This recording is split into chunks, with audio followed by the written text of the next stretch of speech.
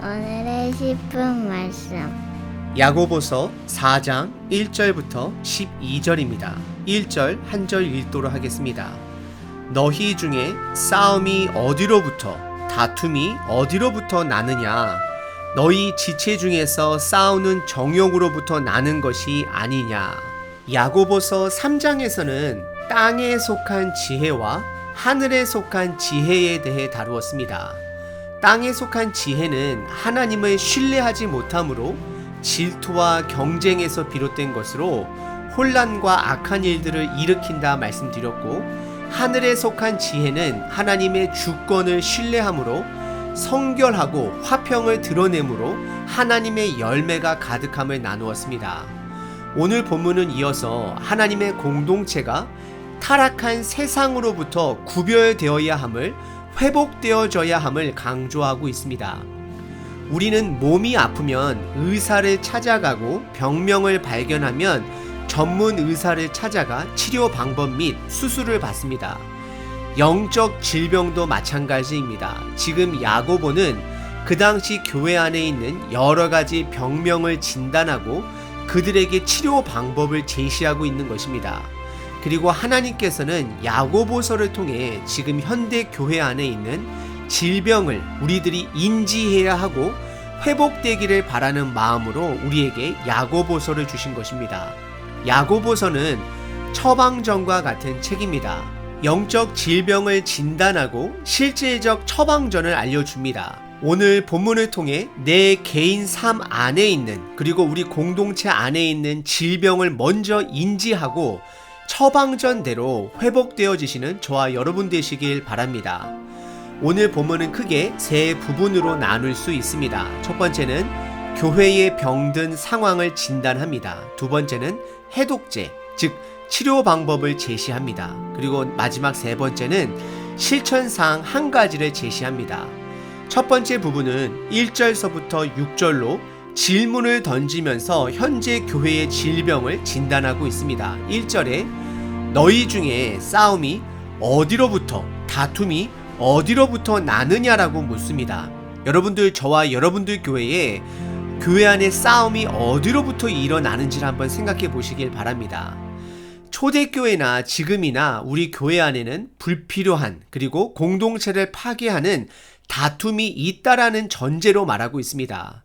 그리고 1절에서 그 다툼의 이유 또한 알려주는데요. 그것은 너희 지체 중에, 즉 형제 자매라고 부르는 우리 공동체 안에 정욕 때문에 그 다툼이 일어난다 말하고 있습니다. 정욕이라는 것은 개인의 육신의 이득 또는 쾌락을 목적으로 행하는 악한 행동을 말하는 것입니다. 정욕은 하나님의 뜻에 반대되는 마음과 행동의 상징인 것입니다. 그리고 2절과 3절은 그 당시 교회의 영적 증상을 두 가지로 진단합니다. 첫 번째는 너의 정욕에 따라 욕심을 내어도 살인까지 하며, 즉 남을 비방하면서까지 너가 원하는 것을 취하려고 해도 취하지 못하기 때문에 더욱더 다툼과 싸움이 증폭되어 간다라고 말하고 있습니다. 그리고 두 번째 증상은 구하지 않았기 때문에 얻지 못했다라고 말하면서 이것은 그들이 하나님을 신뢰하지 않은 증상을 말하고 있는 것입니다. 믿음의 공동체이지만 정작 그 안에 계신 하나님에 대한 신뢰가 없는 것을 진단하고 있습니다. 그래서 결론적으로 그들이 구했더라도 그것을 받지 못했는데 그것은 그들의 정욕을 위해 구했기 때문에 얻지 못했다라고 3절에서 말하고 있습니다. 1절서부터 3절은 구약의 10계명의 10번째 계명, 이웃의 것을 탐하지 말라의 뿌리를 두고 있고, 예수님은 마태복음 6장 산상순의 가르침에서 그들의 삶의 목적이 개인의 정욕이 아닌 겸손히 드러내지 말고 남을 섬겨야 함을 말하고 있는 것입니다. 그들의 두 가지 증상을 다시 한번 요약하자면, 첫 번째는 그들의 정욕을 위해 다툼과 싸움이 끊이지 않는 가운데 만족이 없음을 말하고 있습니다. 두 번째는 하나님을 신뢰하지 않기 때문에 하나님께 구하지 않는다라고 말을 합니다. 이 증상의 결과로 구했더라도 그것을 받지 못하는 이유는 그들의 목적이 정욕을 구했기 때문인 것입니다. 그리고 4절은 타락한 세상의 영적 질병이 교회 안에 들어와 있음을 다시 한번 강조합니다. 4절에 간음한 여인들이라 라고 표현을 합니다. 이것은 정욕을 위해, 즉 본인이 원하는 것을 얻기 위해 배우자까지 버려두고 몸까지 팔아가며 얻어가는 인생들이다 라고 말하는 것입니다. 그리고 다른 표현으로는 세상과 벗된 자들, 즉 세상과 짝이 되어 살아가는 자들이다라고 말하고 있습니다. 그리고 이것은 동시에 하나님과 원수됨을 말하고 있습니다.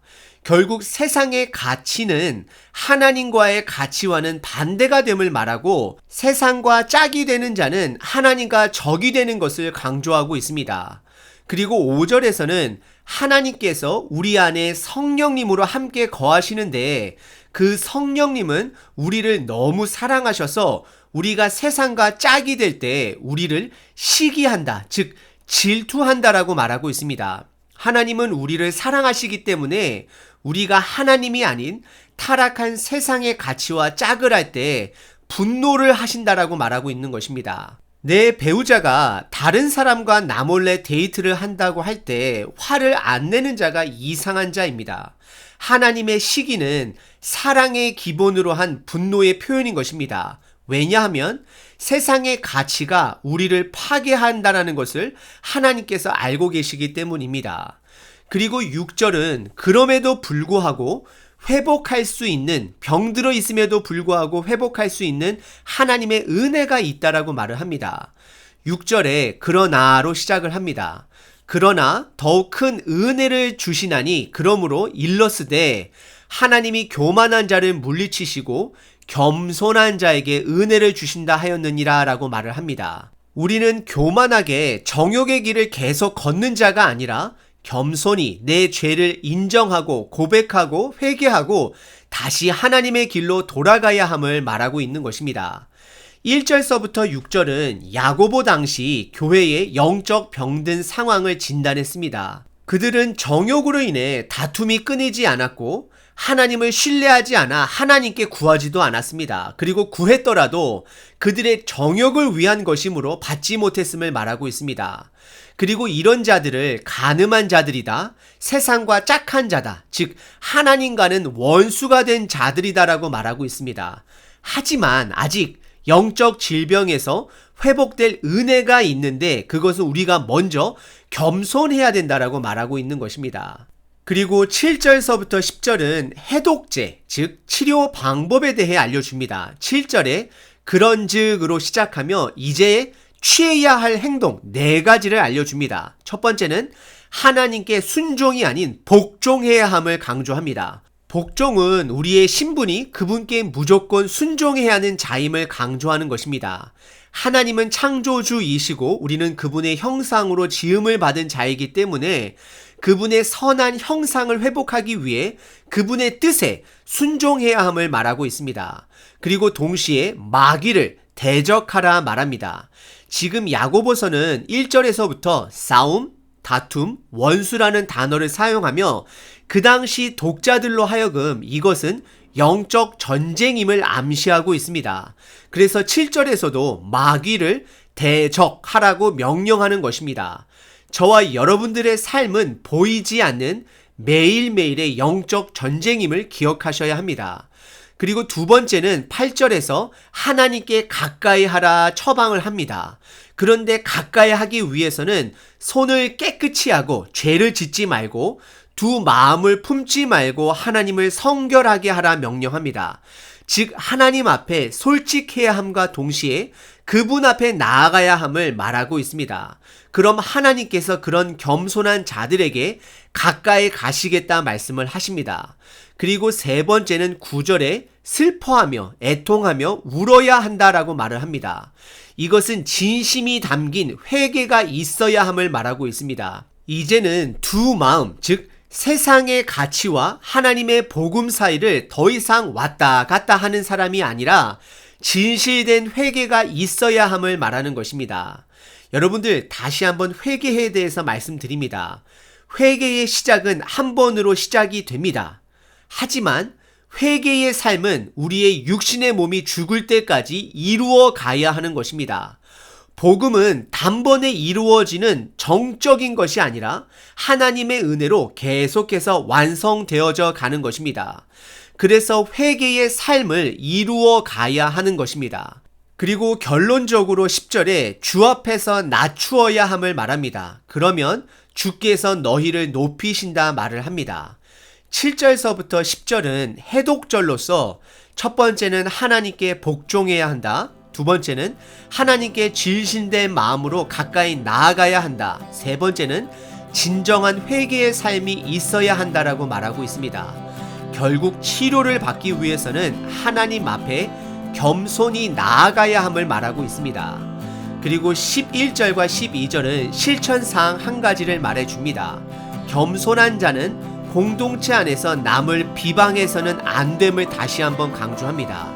이것이 바로 하나님의 말씀에 복종하는 자, 하나님을 가까이 하는 자, 그리고 회개의 삶을 살아가는 자의 모습임을 말하고 있습니다.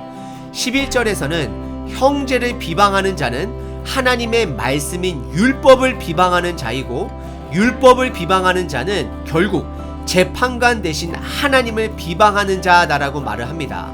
그리고 12절에서는 입법자와 재판관은 한 분이다라고 말을 합니다. 즉 법을 만드는 자도 법을 집행하는 자도 한 사람, 오직 우리 하나님 한 분이신데 너는 도대체 누구이기에 감히 이웃을 비방하느냐라고 물으면서 끝을 맺습니다.